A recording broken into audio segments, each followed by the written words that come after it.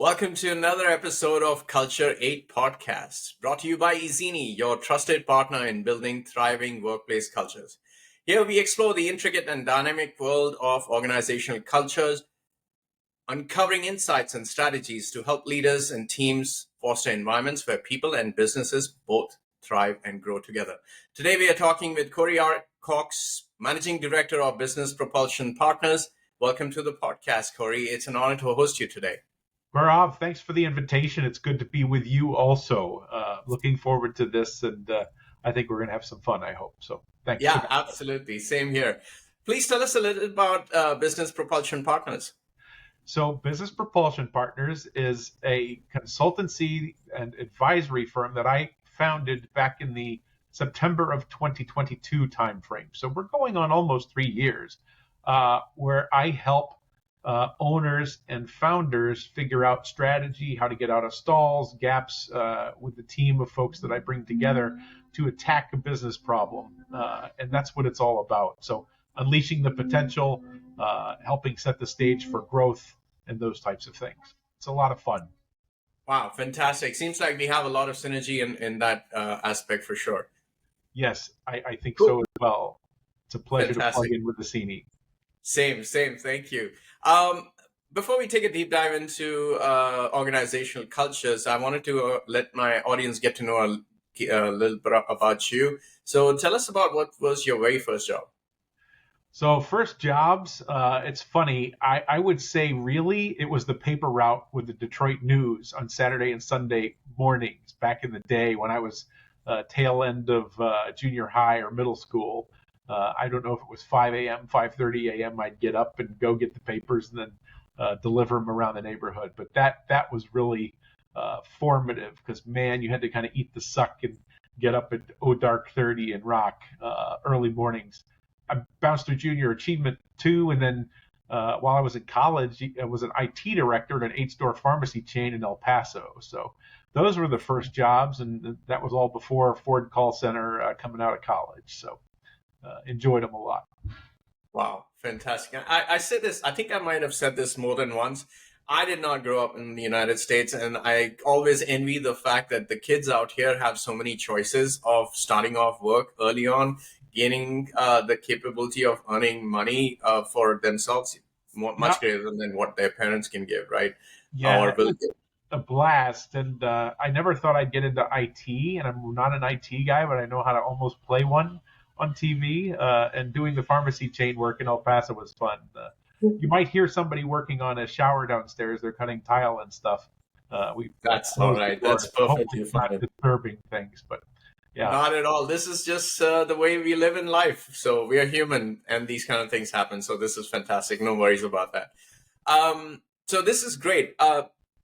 Shifting our mode a little bit, what are the top 3 elements that define your organizational culture, and how do these elements influence your company's success? Yeah, so the things that come to mind right off the bat, firstly to me, fire in the belly is one. So passion, grit, determination, resilience, motivation to engage and excel. Those are what I bring to the table with the team at Business Propulsion Partners and seek out in those that I like to take on as clients and help. When I hired over the years, when I was at Ford and then Nissan specifically, that was the key criterion that I would look for. Because if you've got fire in the belly and commitment and engagement, you can do a lot with that, with somebody showing up and wanting to figure things out, solve problems. Communication's another, right? Because it starts with listening to the market, to the business, to the competitive context, to the people, and hearing what they're saying, thinking, and seeking to understand and not just respond. So those two are key. The other one is empathy to me, being able to step outside my own objectives, step outside the other team members' objectives, and cause them to think through the other perspective, another way to frame something, another point of view, as opposed to my own or their own needs, wants, and objectives, and to appreciate those of others. Because if we do those 3 things right, and then go after technical competency on the various functional disciplines and whatnot, we can do a lot to help people and unleash their potential. and support. So those are what I think of when I think of organizational culture at Business Propulsion Partners, and then when I go into as a fractional to some businesses and help them grow, what I try to bring to the table and meld in with the way that they're rocking and rolling. Oh, fantastic. Yes. I think all three are really, really crucial. When you talk about fire in the belly, I've been in pre-sales and in the past, and right now I'm in sales per se for my own consulting as well. Yep. And fire in the belly is so much more important. And I keep thinking about this when I will grow my company, my consulting. I would be in a place where my culture would also inculcate the idea that all of us are capable of selling in one fashion, form, or the other. And it's not that we are trying to sell our services. Just by talking about what we do and how we do it is just a fantastic way for raising awareness. And awareness might increase the curiosity, which might lead us to a journey where they might be in a place where they might want to buy our services. So if everybody can talk sales, it's phenomenal progress or possibilities for the company. Yeah, and humans like stories. Yes. And there's stories there, and you can figure out those, and they bind and connect us and give us tissue, and they provide learnings from the past that we've got stories about that we can apply forward. And all of those things can kind of come together to help build that culture. So knowing the theme and then knowing how those relate and connect to me is hugely important. It stories enables the members in the team to align and understand what needs to happen and execute against and focus on those, lodestars, north stars, superordinate goals, whatever you want to call them. So that's what I think of when I think about organizational culture. You are 100% right. Stories have a huge place in the way the culture is created. It is lived. It is, move forward or built upon, basically. So that is really definitely stories have a great place. You also mentioned something about listening, and every time someone talks about communication and listening, I think about Bernard Shaw's saying that the greatest misconception around communication is that it has occurred. It is phenomenal, these words, to say that I say something and I believe that you've heard it and listened, and maybe you haven't even understood what I said. It's my perspective is different from yours. So it's so hard to really communicate and make sure that the communication is moved on, right? So repeating back and recounting in your own words to make sure that you've heard the person so they understand that, got it, and how that's going to roll is hugely important. I mean, I don't know if you've seen the masterclass stuff from Chris Voss about negotiation strategy, but he's got some great techniques in there that are really useful. That's the second time in 2 days that I've heard this name. I have not. I am following up on these. I'm very, very much into listening aspect of an organization. I mean, like I said, I was in pre-sales before, and listening is one of the most important things that I did, because all I cared about was what the customer is wanting from us and making sure that I heard it right, and then I can rephrase what I'm listening for. Yeah, and then you can make a solution that aligns with the pain point and the need, and it all works. Exactly. Exactly. And again, based on the words, conflict resolution and conflict management, it comes into huge play over here as well, because listening is a key skill. Agree. Lastly, you mentioned about empathy as well. I can keep going on about the points that you mentioned, but I love the fact that empathy is on your one of the key elements in your organization as well. Empathy has to be present. The thing about us is that we all have different views and perspective, and really I love cats, but there is more than one way to skin the cat, meaning there's more than one solution out there. And if we are able to listen and really we are able to listen into each other's viewpoint, I think we can find better solutions faster and in this complex we get more done together too than we do apart, for sure. So absolutely. Agreed. Sorry, I dragged on to this question. I love the points that you raised. So it's our conversation. We can do what we like. Well, good. We'll have to continue that one further over a beverage sometime here soon. Absolutely, sir. Um, can you share a quick example of a recent culture initiative and its impact in your organization? Yeah, so there are a couple that I think of, and I'll take one from a role that I've done to give back for the past year, and another one from a business client recently. And both of them are using me, right, which is Business Propulsion Partners in a context, so to speak. Mm-hmm. So uh, when I was teaching the past year at the University of North Georgia, Military College of Georgia, I taught management fundamentals to pretty much juniors in undergraduate school. And when I think culture, I really tried to make sure that they understood that it's not so much what you say or do, but how you make people feel that's what's remembered. And that emotion motivates much, right? Because coming up through school, we learn all of the things in the books and the professors teach us and about the disciplines and the functional areas and, marketing and sales and techniques and campaigns and the 4 or 5 Ps and Porter and, all Drucker and all of those folks. But what I share with them on the first day of class and shared is Maya Angelou's quote about it's what, you leave somebody feeling that's really going to resonate. Because if you can deal with that and understand and remember that all the technical competency in the world, all the other stuff will flow and will connect and will work and land in a way that flourishes. So I would come back throughout the semester and speak to that so that folks understood as they were dealing with the management concepts, how they could unleash optimal team and business performance by not forgetting that. And also how context and ensuring that details aren't ignored, which goes to part of the listening and being receptive and open and all of that about thinking about feeling as part of it should be there too. So that I think its impact was me helping transform the next generation or further refine the next generation of students and business leaders to improve our culture as a society, business performance with their clients, their teams, etc. Now, as far as a cultural imperative in business, to me, rigor and discipline are critical components. And I think we're at the risk of them starting to be more lacking these days. When I was at the Storm Guys for the past 10 months ending May as their chief revenue and commercial officer, one of the things that I had to do was install standard operating procedures. They did not have them to start. They weren't using written contracts. They were only doing letters of intent, and they didn't have written procedures. So that made it very difficult to figure out how to scale, how to train new people, how to staff, how to de-risk turnover from a cost and quality perspective.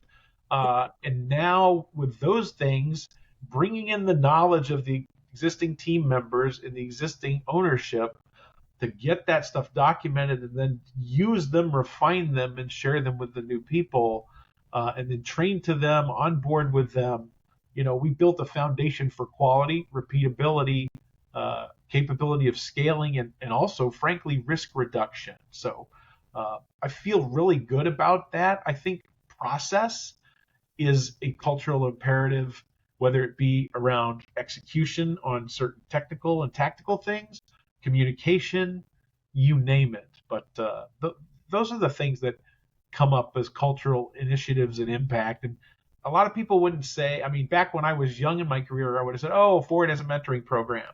Ford has 9 levels of training for the college graduate program in any functional discipline. Like I came up through marketing, sales, and service, had to do them. And there were other programs and things. And you think about it as culture, and then there were employee resource groups and affinity groups and all that kind of stuff. But I think it's really coming into process and people, and then what's laid atop them and makes use of them that we can't forget about, because that impacts employee experience, which impacts customer experience, and impacts valuation of the company and competitive viability. So you have talked about so many points. I can go on and on about every one of them. I will try to pick some few, and you got me all excited about this conversation.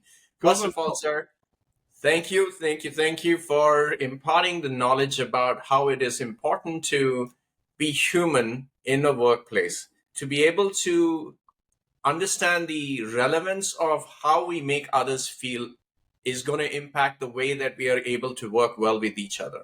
So that is awesome because positive impact, positive reinforcement into the system to build such work, the future of workplace is so imperative for us because that's what I'm doing, that's what you're doing, and that's going to help us to bring in the lock-in, which is going to enable us to move away from the command and control and the perspective, the just I feel bad about saying it, but the whole thing about just being about thinking about profit versus thinking about the growth of the entire world and communities, the people, the customers, the everybody inclusive, win-win for everybody. So thank you Yeah, for and that. and to me, it's more important to speak to this and think of it too, because as markets mature and industries mature, and I went to Kroger today to pick something up, a prescription or whatever it was, and walking into the grocery store, now you are greeted with those, well, they're not really turnstiles, but there's the security gate that opens and Hmm. then it closes behind you and you're now in. And then when you exit, you can't just go to the pharmacy desk and walk back out the way you came in.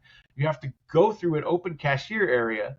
So you are passing by a human that has visibility to you and then exiting through a secure door that's got sensors and whatever. So you feel that quest for the incremental profit and the revenue protection and the margin protection and the cost reduction. It strikes me as so obvious in how we are evolving as a society. Sometimes I think it's good because you want to be more efficient, you want to deliver more value to stakeholder, shareholder, and I would say it's not just shareholder, it has to also be stakeholder so that we're all connected and we can survive. And there's another piece we'll talk about in a minute with some of the questions I think you mentioned you might bring. But it strikes me because you can feel that thirst for the incremental dollar and, Yeah, and what it means to experience. And we can't forget the humanity in it. That's where some secret exactly. sauce lives, I think. Exactly. You also mentioned about discipline. Basically, what I thought about was the fact that when you talked about getting operationalized, or rather, actually, that's not part of it. Mostly about the discipline and rigor into the organization. Mm-hmm. It's very important, and I've learned this myself as well as I run my consulting. Is the fact that the only thing again and again that keeps coming in from even from my learning, spiritual learning from Bhagavad Gita, is the fact that the only thing that we have in control is our actions. The results cannot be are not in our control. The only thing we can do is to hope for the best result, but act on it consistently with discipline, and we will achieve success. So that's awesome. Yeah. Um, Sorry, go I'll, ahead, please. I'll add one little aside. If people aren't following him online, there's a gentleman named Mark Stoos, who's an ex CMO from Honeywell, Hmm. who is in causal analytics and causal inference and talks about what you can influence and what you really can control and attribution and all those kinds of things. Very fascinating stuff he's looking at. So, Mark with a K and Stouse, really interesting jet. Awesome. Thank you for sharing with my audience. Yeah. I appreciate that. You mentioned also operationalize experience, the getting them to have standard operating procedures. It's a lot helpful. I think that's a huge part of it. And you mentioned a lot about in terms of process in an organization, part of the culture. So culture is part of system, process, people. Um, I when you were talking about it, I wanted to really talk about the organizational culture as what it is from what I believe truly in is the works of Edgar H. Sheehan, and his words are, it is everything that the organization does as it faces challenges and succeeds, as it faces challenges of the external world, as selling, marketing, etc., meeting with partners, investors, and how it organizes itself internally, HR policies, leave policies, conflict management, emotional intelligence training, and so on and so forth. And these learnings are, when it learns this or when it executes on these challenges, it has a shared learning component. And that's the organizational culture, that's shared learning of this organization as it faces all these challenges.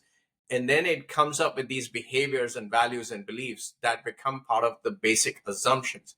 That at the base level, if you think of an iceberg, that is the base level of the organizational culture. Far in the depths, fallen out of awareness, but it is what guides our behaviors, norms, and values and beliefs as we face these problems and so on and so forth.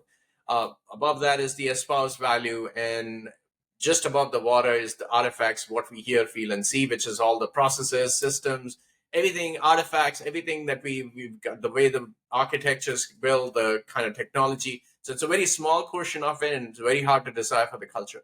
It's at the very base level is the basic assumptions, our mental models.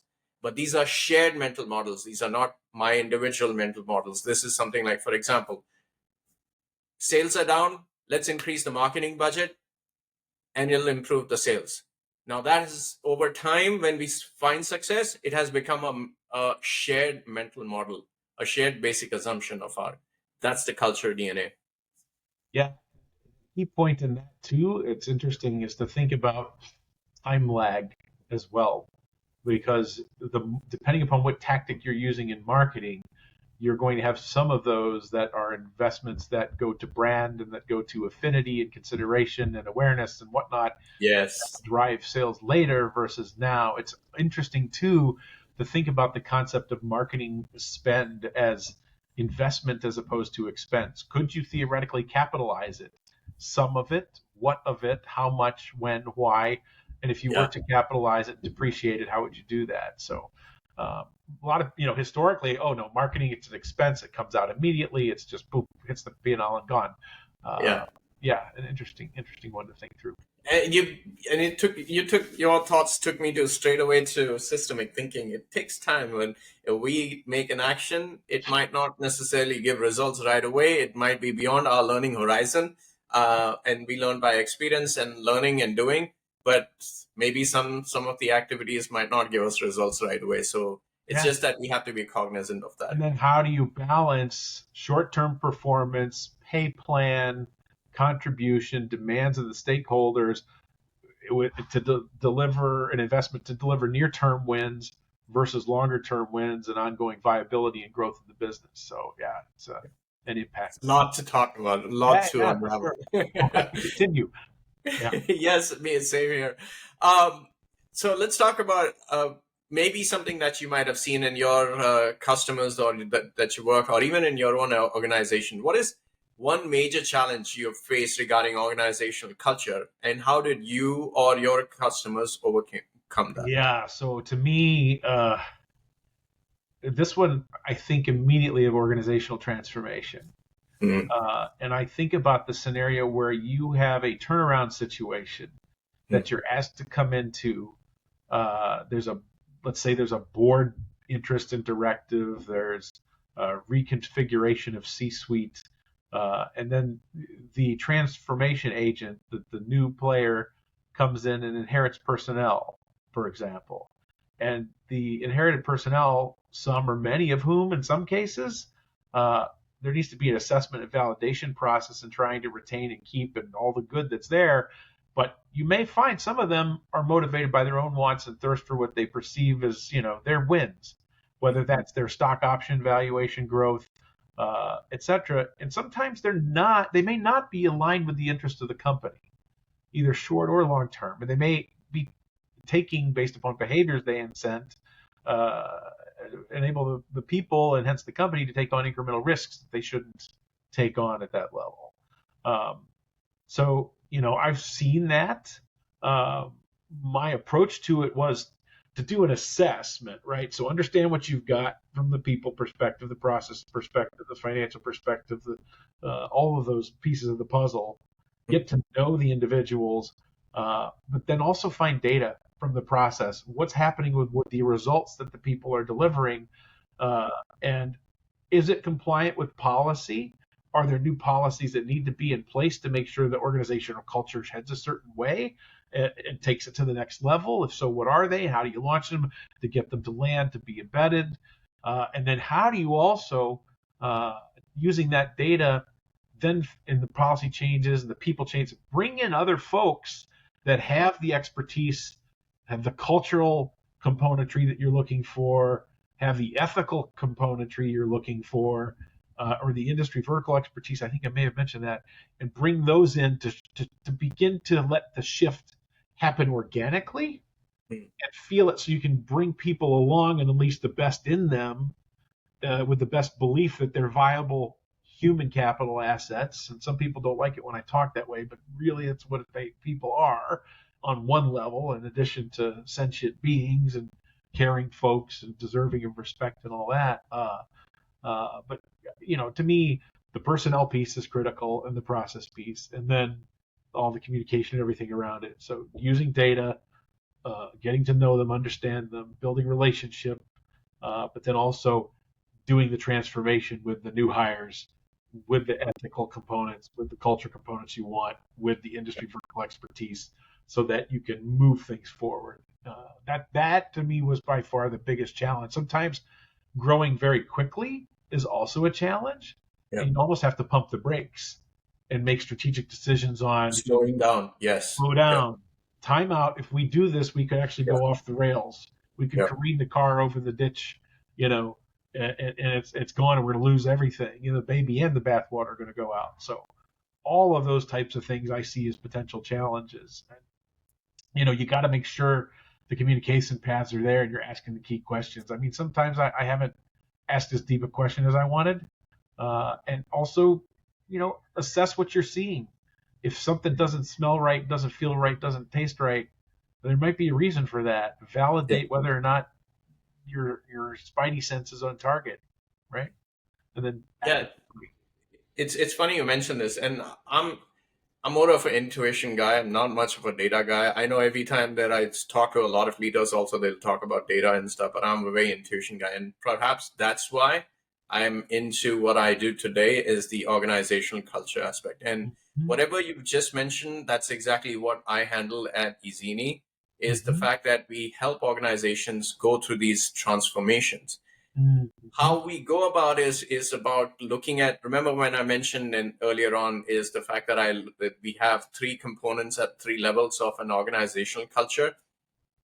The first thing that we target is to understand what are the basic assumptions. Not for me to understand, but for the organization team members to understand why they do the way they think that they do. They have to understand that for themselves. Of course, I as a consultant will come in and help them facilitate that workshop to understand that basic assumptions. Once we know the basic assumptions, the mental models, why they take decisions, because mental models are what we use, the way that we make our decisions, right? So once you know that, you understand what are the strengths and the weaknesses that are present in these mental models. Change is the most hardest thing. And the reason why it's hard is because nobody wants to change their basic core values. Why would you want to? If someone tries to do that, I will rebel. And that's where the resistance to change comes in. Yeah. But once you know the basic assumptions, you know the strengths, you use the strengths to start to make deliberate changes. Culture is you have to be very intentional. Culture is like a river. It's like water flowing on top of your roofs. It will find its way unless you find ways to intervene and to direct the water in the direction that you want it to be. So that's what culture is from my perspective and in my understanding of reading several on this topic. And I love that, old quote that's banted around a bit, right? Which is, culture eats strategy for breakfast. You can have the best strategy. You can have the best components to execute it. But if you've got cultural issues going on, they can impede that success of all of the other stuff that you put in and build. I mean, I've been in the spot before where you're doing process work because you've got to do it to do foundational planks to then scale. And some of the people can't come along with it. And it's a challenge. But if the culture is, well, we're used to episodic, we're not used to planning, we're used to firefighting, then how do you one needs to look at, do you paint the picture of the benefits of planning? Is there a capability to plan or receptivity to it having happened and adopting it, even in the firefighter, so that everything can come together and work? Or is it just conceptually and experientially, right, for that person or group, just so far afield that it's not possible. I mean, it's a Yeah. very interesting thing to Yeah. encounter and navigate. Yeah. It's very deep and complex. Culture is not easy, something that you can figure out. That's why what I wanted to add the fact that when we go in, it's one part is to understand the basic assumptions. This next part is the ethnographic observation. That is the only way you will understand a little bit about what organization culture is, that it exists in the organization. So, and then you mentioned something about, and I apologize if I'm going to try and change your perspective, but here's the thing. Go. Strategy is nothing but part of the organizational culture. It's the espoused values and beliefs. This is what our philosophy is. This is what we want to be. That's strategy. And it is part of the organizational Well, culture. there's So espoused, and then there's actual. And exactly. And that that's actual is behavior. the basic assumption. Yes, I remember sitting in a strategy offsite once with the most senior leader in the business, and one of the facilitators said, "Okay, let's go over the mission, vision, guiding values, and guiding principles." And the gentlemen, they had done a bunch of work before I plugged in to work with them, Hmm. and I was honored to be there. But the mission that was written, that I then having oversight of from a marketing and sales perspective and other execution perspective, uh, was, it was not what the CEO espoused. And the CEO then verbally stated the mission is to make money. Yeah. And that wasn't the mission we were articulating to the market. That was not the mission that was going to resonate with the consumer. No. And I was kind of astonished. I mean, you go to Nissan when I worked there, and Carlos Ghosn, for all the good and challenge that he has within him, if people have studied him, he did some good things for Nissan and for Renault and the Alliance and all the rest before the wheels fell off and he escaped and all the craziness. But he talked about the record of our performance in delivering great transportation solutions via, I forget the terminology. The scorekeeping is profit, right? At the end, that's an end outcome product Yeah. of all the other good stuff that we're doing that's mission focused and oriented about enabling transportation with cool solutions, and people can get from point A to point B and have fun with it with sexy curb appeal vehicles, Yeah. good performance and drivetrain and driving dynamics and all the rest. And it wasn't solely about the money. So Exactly. I don't know if I'm sure you have. You're in marketing, so you probably have heard of Eli Goldratt and his book, The Goal. Continue. I've heard the name, but I don't know much about the book. It is one of the most one of my favorite books, and what his idea in that book is all about getting to understand theory of constraints. But he starts with the protagonist of the book is to talk about the fact that the goal is to make money. It is the goal to make money. It is not the mission of the organization, which that CEO comes up and talks about. Right. Yes. You can't move people with numbers. They will not move. They move faster and better if there is an intrinsic motivation for them. The connection to the higher purpose to be able to do some meaningful work. Numbers, yes. It is the fuel to sustain and grow the organization. It needs to be connected to the goals, as well as the goal need to be connected to the higher purpose. And that's when the magic happens. Yep, for sure. Totally agree. Awesome conversation. I love this. This is amazing. Thank you for chatting with me on this topic. Sure, thanks for the invitation. Enjoying it. Yes, same. What is one trend that you see shaping the future of organizational culture? Yeah, good one. Well, we've seen stuff happen in the transformation of pre-COVID, during COVID, post-COVID, the employment and labor market, the management-employee relationship.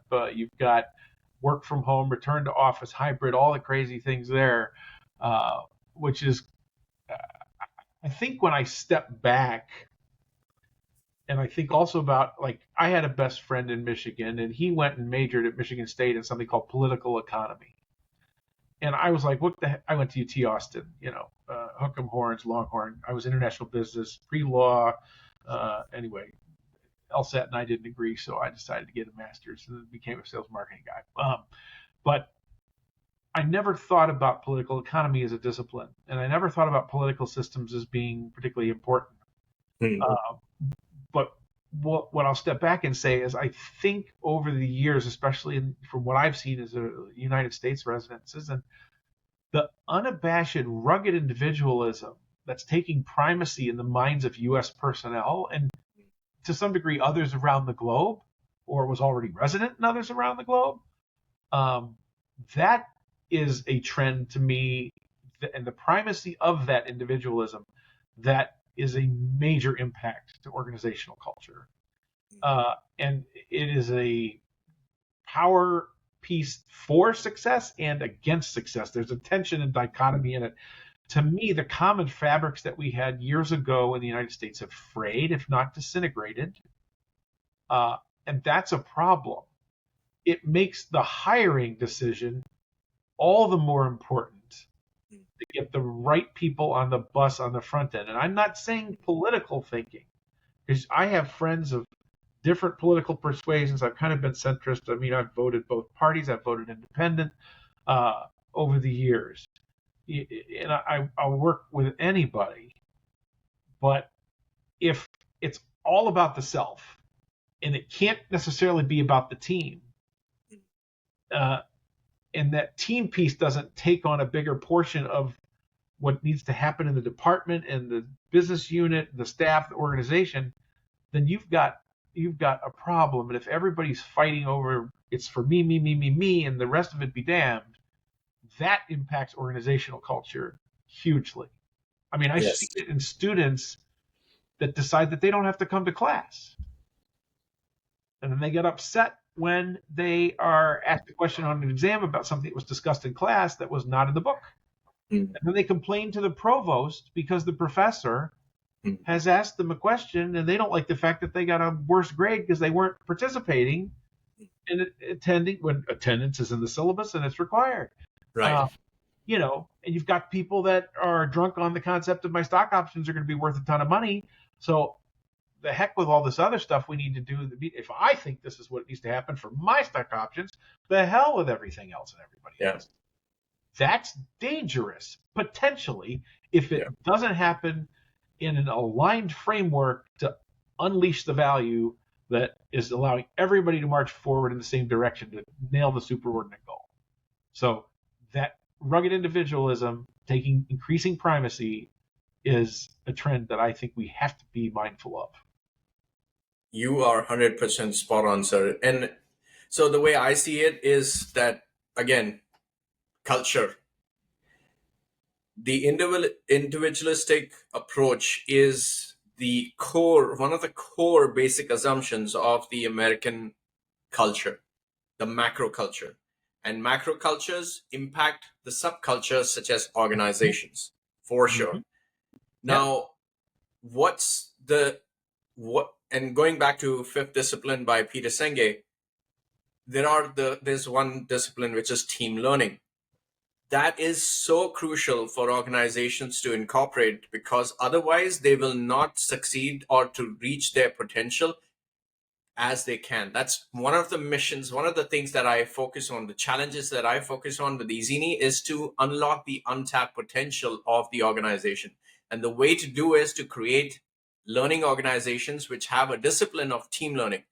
Individuals can have highest IQs that you can imagine, but if they don't know how to work together, play together, they are not going to achieve the potential that they have, the capabilities that they have. So you're absolutely 100% spot on, sir. We need to be mindful of individualistic approach and thinking, but at the same time, we have to change the basic assumptions by creating an environment where we need to collaborate.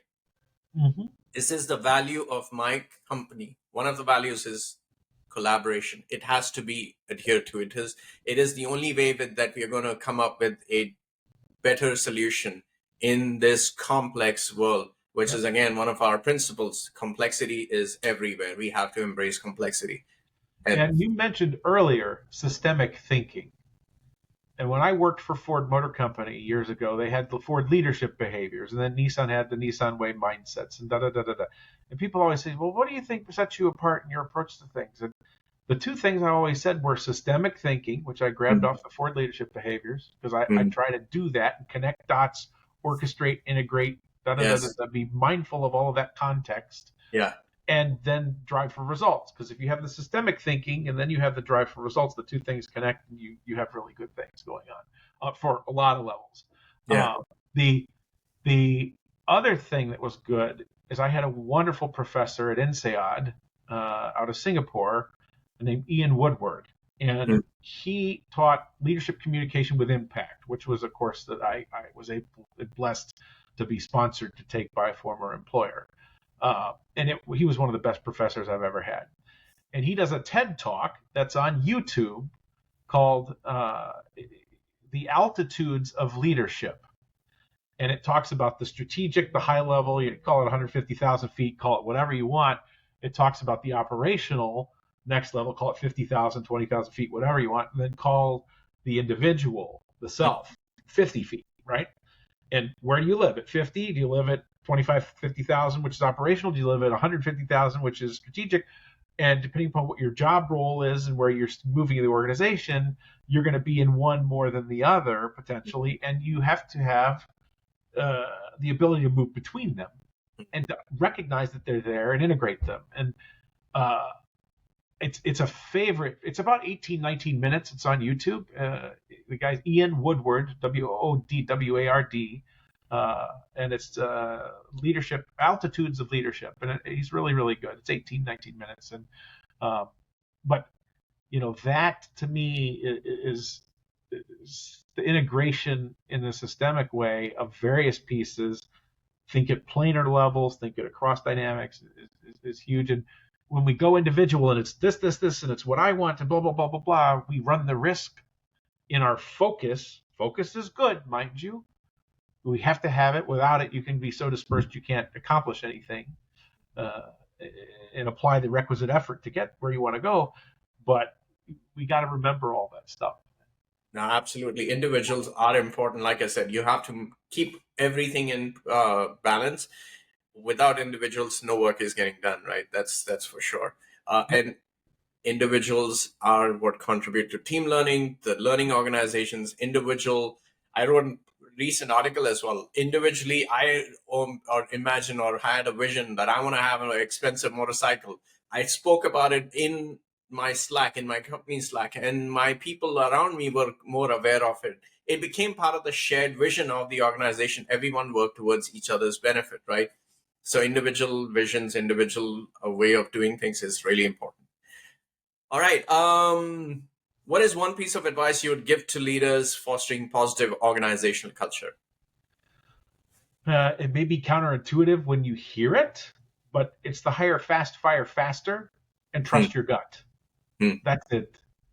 Because most people don't like to think about the firing piece, but if you don't terminate the misfit, the unethical, the grifter, the thief, whatever, fast enough, it then builds and can snowball into a thing that can create so much risk or damage that can be a real problem. And it can impede you from moving forward to focus on the things you need to focus on that you otherwise would be mired in trying to deal with this thing that you shouldn't have to burn the energy on. So it's hire fast, fire faster, trust your gut. Absolutely 100% on with you, on board. At the same time, I love people and the fact that if there is so there are two things there's the two ways that I think about this. I always want to give chance, and I'm sure you also believe in this as well. Give the chance, figure out what is the situation, because it's not normally the people, it's the circumstances. What's the issue? That's also what systemic thinking talks about. Go, and even conflict management, right? Go hard on the problem, go soft on the people. If you can't find that there is a fit, then yes, you have to move out of the way or get the people for them to even get to a place where they will be 100% beneficial to whatever they focus on at that point in time, right? If they're not just the right fit for you. Yeah, and you've got person, job fit. You've got job organization fit and you Yeah. have person organization fit. Yeah. And sometimes one of those is off, or two of them are off, or all three of them are off. I mean, Yeah. sometimes the person's great and they're just in the wrong job. And then you got to figure out, well, how can we make this work and make use of it? Do we have the flexibility? Is there enough resources? Whatever. Or can I upskill? Can I train? Can I whatever? Exactly. There are ways, but sometimes it's just not. Like I had a friend who hired another acquaintance that I met who had a skill set in a particular area of the law. This friend didn't have enough budget in the firm that she ran to staff the particular role that the person was optimally fit for. So she created a job and said, I need some biz dev. Will you do the biz dev? And the woman's like, okay, I can do the biz dev and blah, blah, blah, blah, blah. And I don't know if they didn't bottom it out enough in the hiring process or whatever. But when it came to, hey, are you going to go to those events next week? And what do you think about hitting this cocktail party and whatever? Which should have been a slam dunk. Yeah, I'm going to do a couple of those here and there. The person just, shirked away from it. And so that job that was created was not a person job fit. And it turned into a person organization fit problem because the organization didn't have enough resources to allocate one specific role that matched that person. So that's interesting. Unfortunately, it had to be a termination. But absolutely. That wasn't right. The other, and this is what brings me to my way of thinking, is the fact that a bad apple will spoil the group of other apples. Is like if there is a person who's demotivated and he's in your team, all the other high motivated people will feel bogged down and their productivity will go down as well. It's the truth. It's the psychological behavior. It is going to happen. There's been experiments, right? And I don't want to get into details about this, but if a person who's not really paying attention, not looking to do the work, will impact the people who are productive and they're really focused in trying to do it, and they will stop. Their productivity will go down as well. So that's a different way, and that's where you remove the bad apple, put them aside. Maybe find different conditions for it to not go bad further. And the toughest one is to figure out, I think too, how to deal with a super good apple that, because it's an overplayed strength, becomes an organizational weakness. Yes, exactly. The breadth of sales floor at a dealership.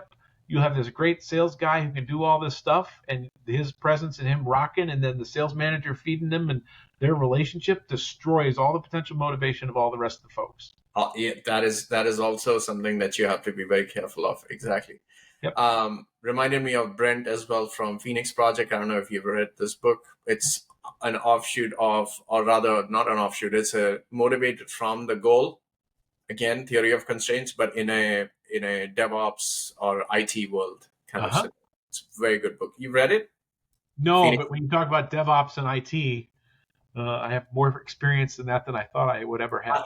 Okay, I came from the DevOps world in the last organization, so that's where I read the book Phoenix Project. Yeah, sorry, go ahead. It's funny. I once had some people offer me an account exec role, and they said they bait and switched in the interview process, and I wanted to be near my children, so I accepted the job to come back to Nashville, a supplier to an OEM, and they said, we want you to build a parts database first. And I'm like, do I want to do that? Well, I've been a product manager. Okay, I can figure it out. And it just, kept going, and so it turned into a whole data business build, was turned into an analytics business build, was turned into an e-com team build. So I ended up running software, doing production deployments, doing migration from on-prem to cloud, a cyber upgrade. I mean, it was crazy. So when you start talking about that world, you're taking me back, and I'm like, wow, Jira, all the fun stuff, and user stories. And I'm a product owner. Like, I'm certified product owner as well. It's one of the services that we offer as well, agile methodology adoptions, OKRs on a bigger scale. Yep. So that's awesome. Which is awesome. Direct. It takes us to another point of question. This is the rapid fire questions. I want to talk about books. What book do you recommend the most? Well, there's a lot of density to it, so I can't recount it all here. But Laws of Human Nature by Robert Greene. All right. It's a good one. It's a very good one. I noticed he's also got Power out there that's trending at the top of Audible right now, so I need to get that one and read it. I've heard Challenger Customer is really good. I haven't. I've started digging into it. But Laws of Human Nature, Robert Greene, there's a lot of good chewy material in there for sure. Fantastic. Thank you. I think you're like me. I think you're building a library of books that you want to read. I have my books right next to me, and I have lots of them in my phone as well. I'm like, I really need to find time to read some more books. What is the one thing that people would be surprised to learn about you? So the one they might be surprised to learn about is I'm an accomplished choral singer. And I've been involved in the founding of two or three professional choirs and on the boards of some. So I was surprised. I didn't think about it this way. I didn't realize I was blessed to plug into such a great group of people when I was at the University of Texas at Austin. But I had a director in Michigan once call me after that and stuff over the years, one of the best choral singers he'd ever seen in the entire world, which surprised me because I don't think of myself that way. But I love to sing. I'm good at it, and I don't do it nearly enough. I don't like to solo. I like to do it in groups. And I actually think, strangely, the fact that I've been a choral singer for over 4 decades is part of my superpower and how I can offer what I can offer and do the orchestrations and integrations and connect the dots and see things. And don't forget the empathy and the feeling and all the other stuff and the technical precision and, the voice parts and the orchestral backup and the compositional structure and the writing and the diction of the language and all. The fact that I'm a choral singer is a unique one. If you look up a group called Conspirare, which means to breathe together, conspirare.org. A very, very special man leads that, Craig Hella Johnson in Austin, Texas. It's a Grammy Award-winning ensemble. I was there when he founded it out of a nucleus of us at UT Austin back in the day. It's a New Texas Festival, and it's evolved since. And we founded I was at Collegium Vocale at Vanderbilt, which then turned into a founding of Vox Humana. And then when that moved to Dallas and I was on the board, then some of us we still want to sing in Nashville, so we founded Portara. And that whole thing led me to a network that introduced me to singing in church. So I've become a staff singer, ringer in churches. So that's the side background on me that most people would not. I would love for you to send me a link of the, I don't know how I'm going to publish. I'll try to put it in my LinkedIn post when I talk about this episode. If you don't mind, send me a link of one of the videos. I would love to. In fact, sure. Besides the video that I want to share with the audience, I want to listen to it myself. Yeah. I love music, obviously. So there's a lot of good stuff. And please send it my way. What I will say is that Conspirare is probably one of the best organizations out there in the world that we need right now. In the climate, they need funding, so shameless plug for my friends. But conspirare.org, and if anybody wants to learn more, I'm happy to tell them about it. They've got a great YouTube channel with great things. Craig Hella Johnson does all the good work, as do all the people. It's a pretty neat special thing. He wrote an oratorio about the death of Matthew Shepard, and it's called Considering Matthew Shepard. It took him 12 years to write it. It's a wonderful work. There's a great recording of it being performed by a Choral Arts Society in New York at Trinity Church on their website. But yeah, I'm happy to share some things after the fact. Awesome. Well, then the one way that people can know more about it is to tell us, how can our listeners connect with you? Yeah, connecting with me, one of the best ways to do it is via LinkedIn. And my profile on LinkedIn it's Cory, middle initial R, Cox, C-O-X. And I keep the middle initial R so that it's differentiated so that all the other Cory Coxes aren't the same as I am. I'm Atlanta and Nashville based. That's where the business offices are. Phone is great. My phone number, I have a permanent forwarder. It's 615 area, which is Nashville, 2-800-COX. So 615-280-0269, last name C-O-X. And on my LinkedIn, there is a scheduling for an appointment. I'm happy to give anybody 45 minutes consult to discuss things going on with their business. If they're a CEO or a founder or a head of a division that wants to figure out, get an external lens and understand what they need to be looking at and talk through, or a sounding board, happy to do it. And email, people can email me. It's deliverresults@businesspropulsionpartners.com. Long but accurate in what I strive to do. And I make sure people are happy with the service they get from the team and from me. People are like, oh, do you need a deposit? No, I want you happy. If you're happy, then you can pay me what we've agreed. If you're not, then it's on me to make sure you are. So Fantastic. Well, there you have it, folks. A wonderful, insightful conversation with Cory R. Cox.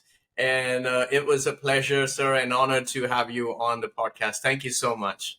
Gaurav, thanks for the opportunity to join you. You're doing wonderful things. I'm honored to be plugged in and to know you, and look forward to us meeting in person and having a beverage and continuing the dialogue. Let me know. Absolutely. You definitely will go for it one day, for sure. Thank you. Have a great afternoon. Bye-bye.